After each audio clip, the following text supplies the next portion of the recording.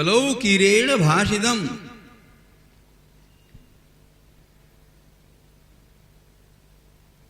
कलयुग में जो मनुष्य कोई साधना करना नहीं चाहता, जो मनुष्य कोई तपस्या करना नहीं चाहता, और यदि वह जीवात्मा परमात्मा का दर्शन चाहता है और कुछ न करे, श्रीमद् भागवत जी की कथा श्रद्धा से सुने।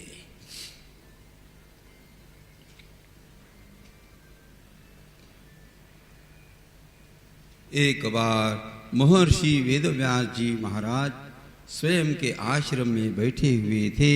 सुबह का समय था और उसी समय में देवर्षि नारद ने महर्षि वेदव्यास जी महाराज के आश्रम में प्रवेश किया। भगवान नाम संकीर्तन लेकर के आ रहे थे। नारायण भगवान का संकीर्तन करते करते देवर्षि नारद ने जैसे ही महर्षि वेदव्यास जी महाराज के आश्रम में प्रवेश किया, नारायण नारायण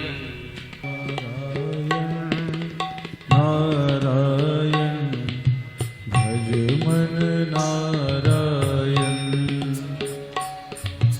नारायण नारायण भज मन नारायण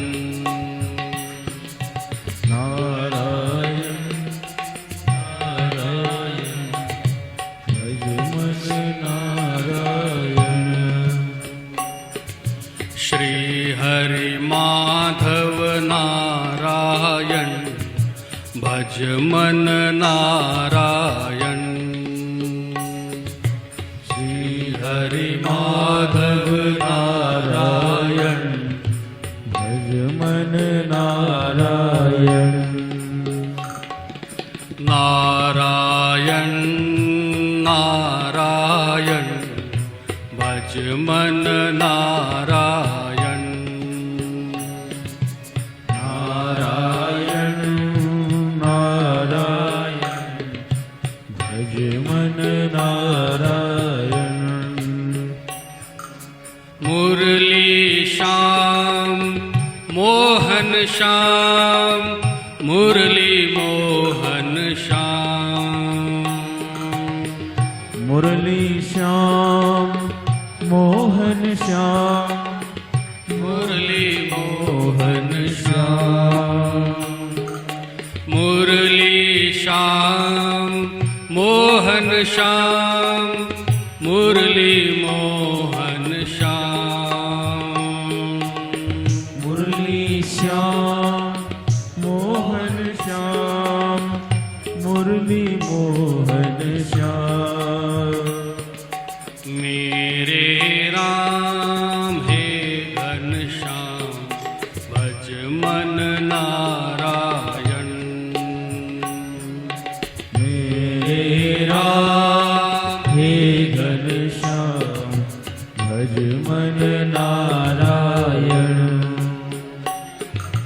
मेरे राम हे घनश्याम भज मन नारायण मेरे राम हे घनश्याम भज मन नारायण नारायण नारायण भज मन नारायण नारायण नारायण भज मन नारायण श्री हरि माधव नारायण भज मन नारायण श्री गाइए। माधव नारायण भज मन नारायण श्री हरि माधव नारायण भज मन नारायण श्री हरि माधव नारायण भज मन नारायण मुरली श्याम मोहन श्याम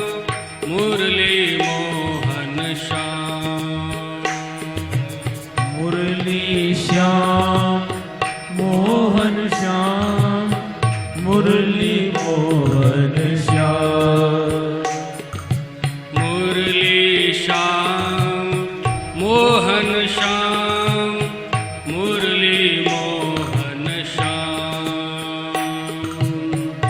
मुरली श्याम मोहन श्याम मुरली मोहन श्याम मेरे राम हे घनश्याम भज मन नारायण मेरे राम हे घनश्याम भज मन नारायण मेरे राम हे घनश्याम भज मन नारायण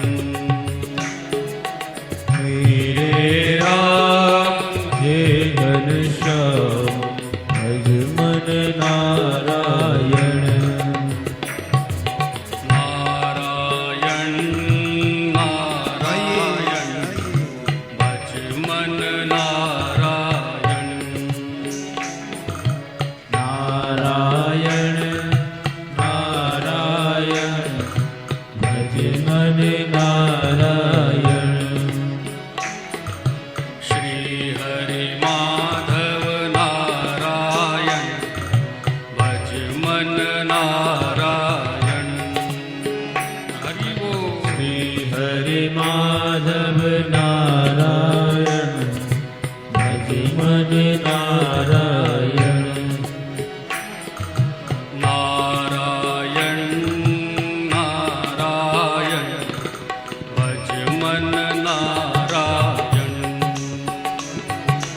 नारायण नारायण भज मन नारायण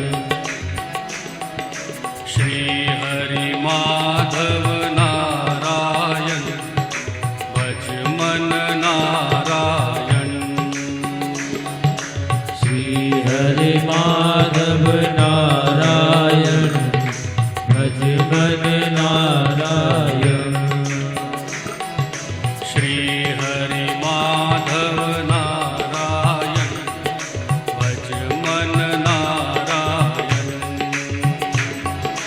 श्री हरि माधव नारायण भज मन नारायण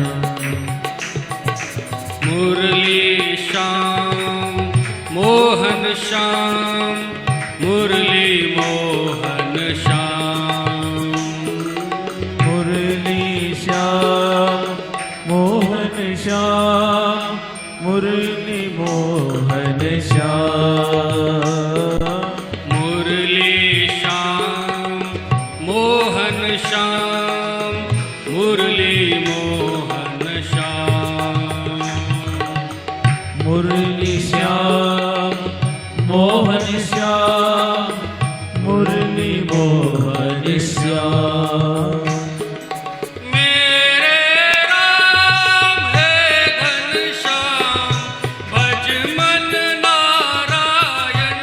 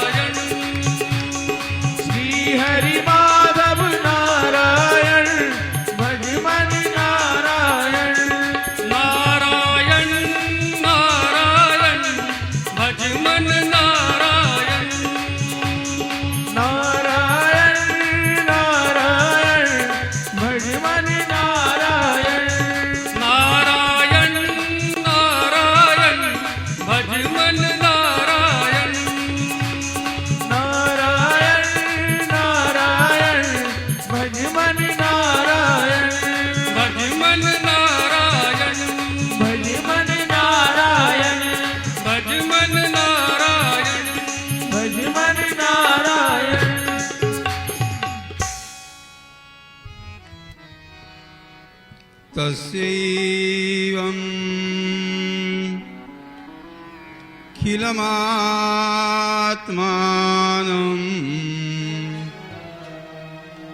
मन्यमानस्य खिद्यतः कृष्णस्य नारदोऽभ्यागात् आश्रमं प्रागुदाहृतम्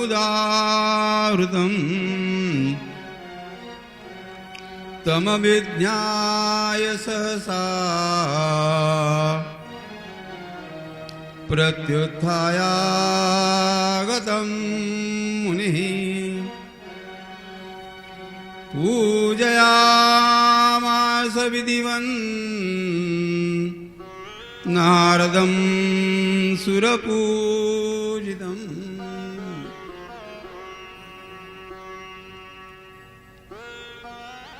सुबह के समय में देवर्षि नारद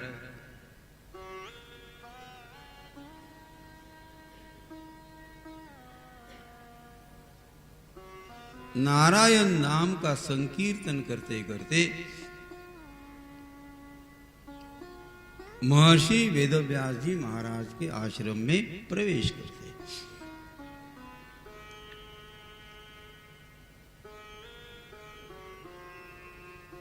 देवर्षि नारद दशमस्तत्र नारदः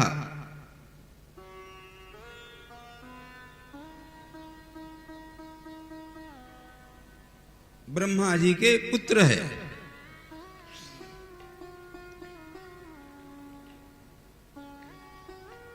ब्रह्मा जी ने अपने पुत्र को यह वीणा प्रदान की और कहा, आप नारायण का स्मरण करते रहना।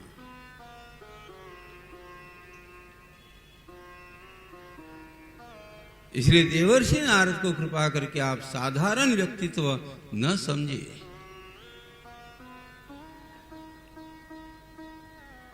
आजकल फिल्मों में उनका जो रूप बताया जाता है, ही वॉज नॉट कॉमेडियन। कितना अधिकार था,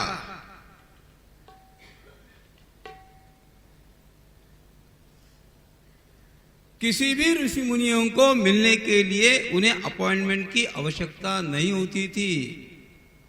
without permission he can go.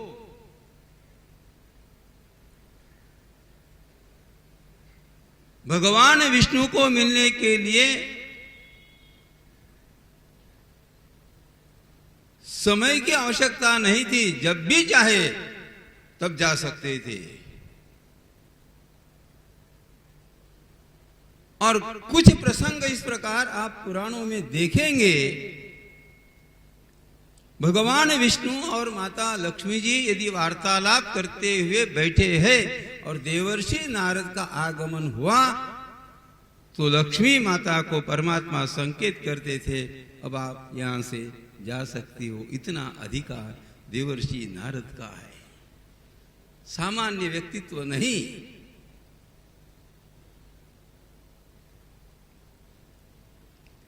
Narad ददाति इति नारदः, जो ज्ञान का दान करता है वह नारद है। और यहां पर हम देखेंगे सुबह के समय में जैसे ही देवर्षि नारद ने महर्षि के आश्रम में प्रवेश किया, माहौल कैसा रहा। भगवान वेदव्यास जी महाराज ने जैसे देवर्षि नारद को आते हुए देखा, महर्षि वेदव्यास जी महाराज स्वयं के स्थान को छोड़कर उठकर खड़े हो जाते हैं, स्वागत के लिए दौड़ते। ये नारद जी का प्रभाव है।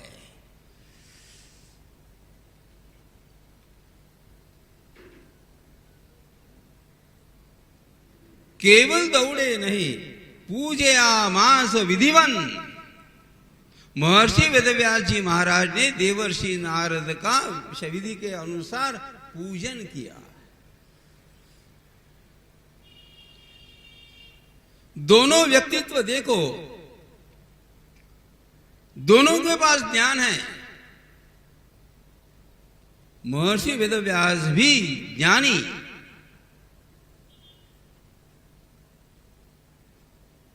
पहले एक ही वेद था, किंतु महर्षि वेदव्यास जी ने चिंतन किया कलियुग में एक वेद का, इतने बड़े वेद का अध्ययन करना यह संभव नहीं होगा, इसीलिए वेदों का विभाजन किया, 4 वेदों को बनाया, यजुर्वेद, अथर्ववेद, सामवेद और ऋग्वेद।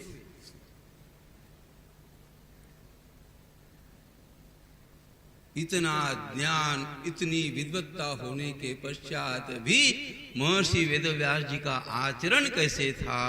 अत्यंत माधुर्य पूर्ण आचरण था, अत्यंत विनम्रता पूर्ण इस प्रकार का आचरण था। ज्ञान होने के पश्चात भी, ज्ञानी होने के पश्चात भी स्वयं के स्थान को छोड़ करके देवर्षि नारद का, एकाध संत का, एकाध ऋषि मुनि का स्वागत करने के लिए दौड़ते दौड़ते आश्रम के बाहर जाते हैं। विद्या विनयेन शोभते।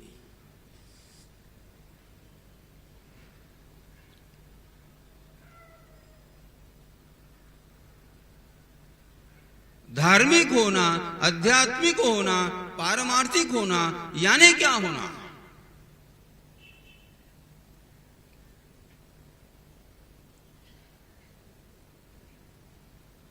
धर्म हमारे बिहेवियर के साथ में जुड़ा हुआ है।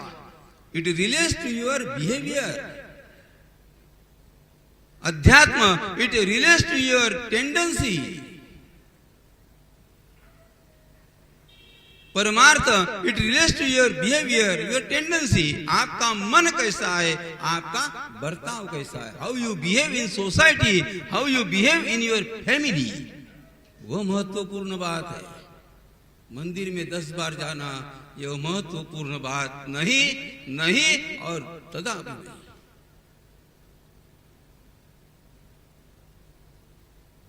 यह शिष्टाचार है।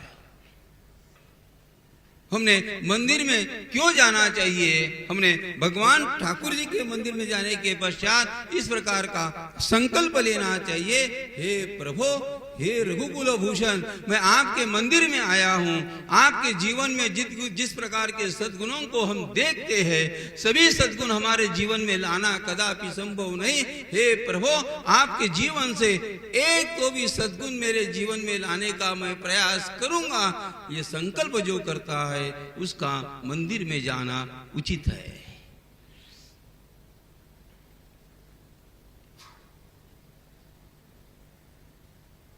राम जी के मंदिर में भी जाता है, आरती भी करते हैं, और घर पे आने के पश्चात माता पिता का अपमान भी होता है। इस जीवात्मा का राम की पूजा यह 100% व्यर्थ हो गई।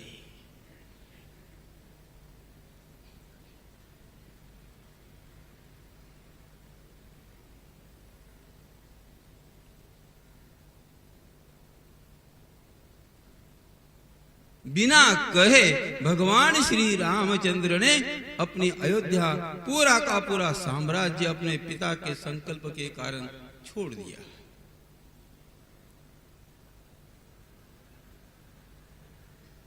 अच्छा, डरपोक थे क्या? बिल्कुल नहीं। भगवान श्री रामचंद्र यदि कहते कि नहीं, मैं जाना नहीं चाहता हूं, तो कैकेयी माता की कोई हिम्मत नहीं थी।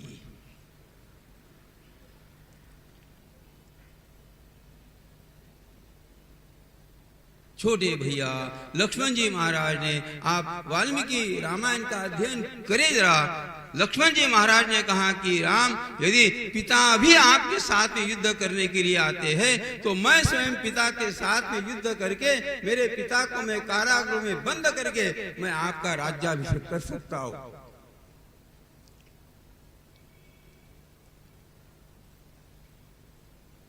एक भाई का दूसरे भाई के प्रति कैसा समर्पण था।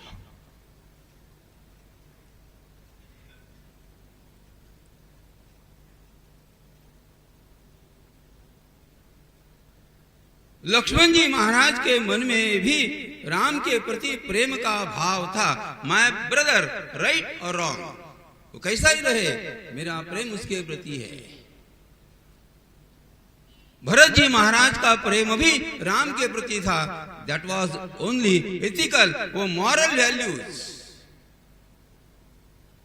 तत्वनिष्ठ प्रेम था। इन नियमों का पालन करेंगे तो मेरा उनके प्रति प्रेम रहेगा, अन्यथा नहीं होगा।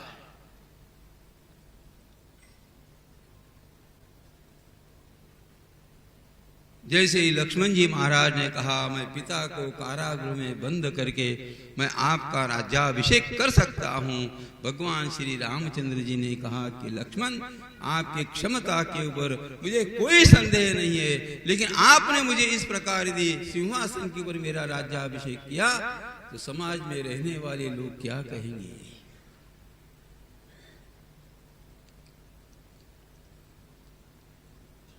मेरे जीवन के ऊपर यह कलंक लग जाएगा, इसीलिए हम स्वयं वन में जाने का विचार करेंगे, हम संकल्प करेंगे।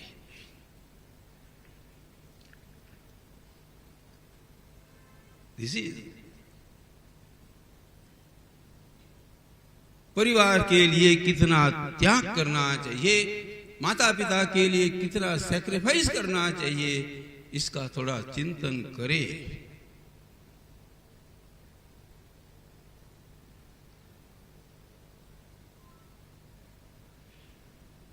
छोड़ देना चाहिए। मैंने बहुत लोगों को देखा कि नहीं, मेरी पिता की इच्छा ये थी, इसीलिए मैं सब कुछ मैं छोड़ करके यहां गया। Yes, that's correct decision.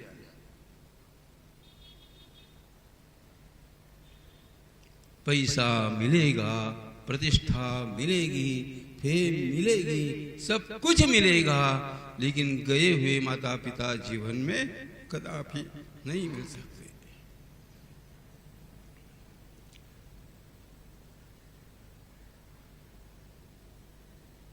अच्छा, आपके मन में शायद यह विचार आ भी सकता है कि स्वामी जी आप केवल हमें उपदेश करते हो। नहीं,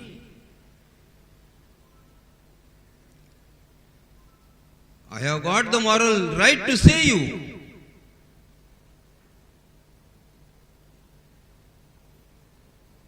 उस रास्ते से हम भी चले।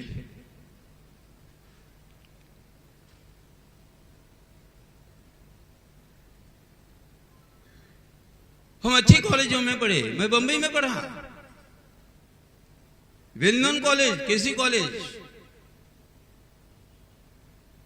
तत्पश्चात हम पुणे में आए, फर्ग्यूसन में वेल नोन कॉलेज। वहां ग्रेजुएशन पूरा किया। पुणे में ही हमने इंडियन लॉ सोसाइटी में हमने वहीं पर भी लॉ कंप्लीट किया।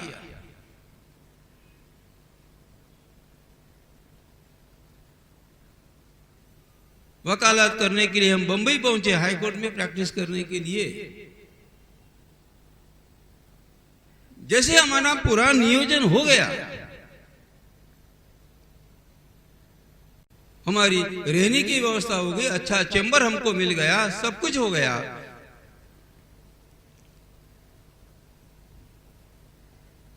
और ये सब तय करने के पश्चात हम 10,000 बस्ती की छोटे से देहात में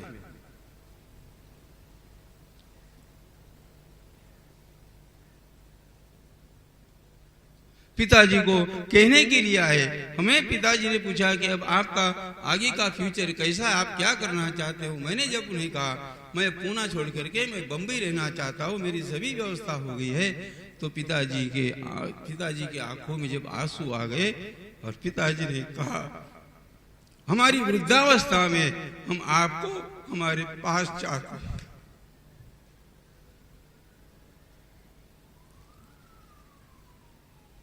Without any thinking, I left Bombay and came to Belapur.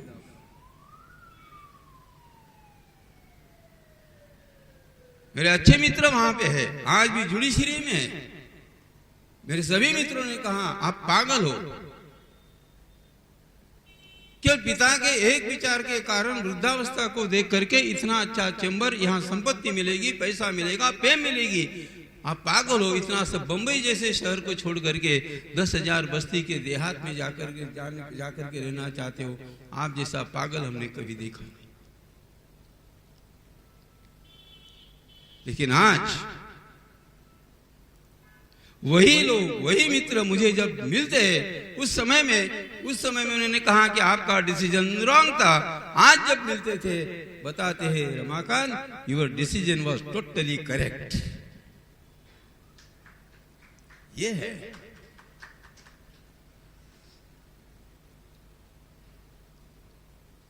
अच्छा। हमारी आयु उस समय में भाई केवल 27 साल का था, बहुत कम होते हैं।